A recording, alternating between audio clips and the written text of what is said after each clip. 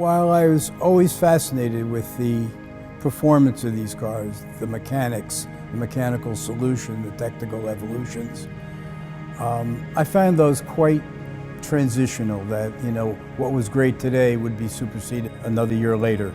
The classic quality of a design, of the aesthetics of the car, would last forever. We found the 1908 underslung. It went way back to some of the most well-known collectors of the era. For some reason, I just was entranced by these cars. Their sportiness, the concept of having turned over the chassis so that now the springs were on top and the car basically was lowered.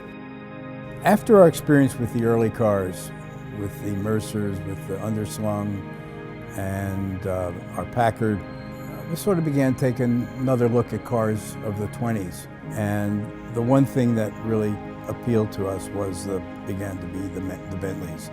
I'd always been enthusiastic about them. The visceral qualities of these cars, I began to think about the Bentley, and we bought the 1925 4.5. They are incredible cars to drive, but the whole thing has a beauty and an essential mechanical elegance. It's just robust, machine-like, and beautiful in its totality.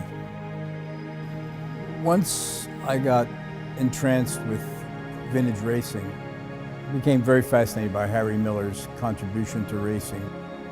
Part of the brilliance of these cars is the level of quality, the level of finish that Harry Miller put into all his cars. Chrome plating where he could, polished steel where he couldn't. This car has the longest racing history for any of the Millers.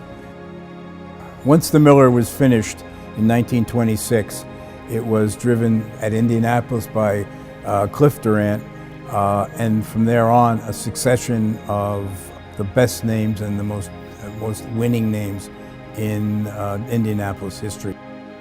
We acquired the Ferrari TDF in 2000, and it was quite a beautiful car that had been raced.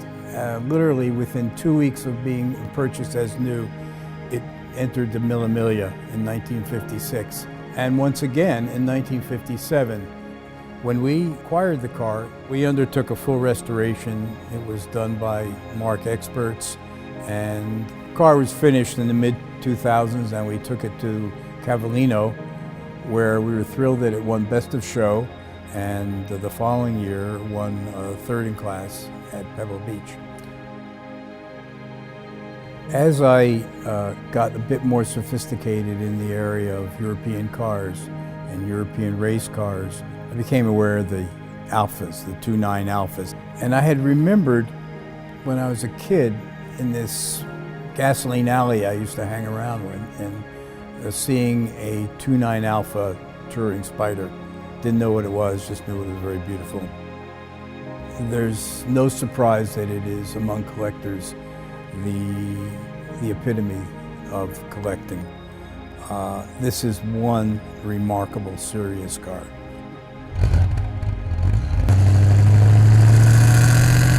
From its 8-cylinder overhead valve, twin supercharger, twin carburetor, twin fuel pump construction and design, there's no learning curve to enjoying this car.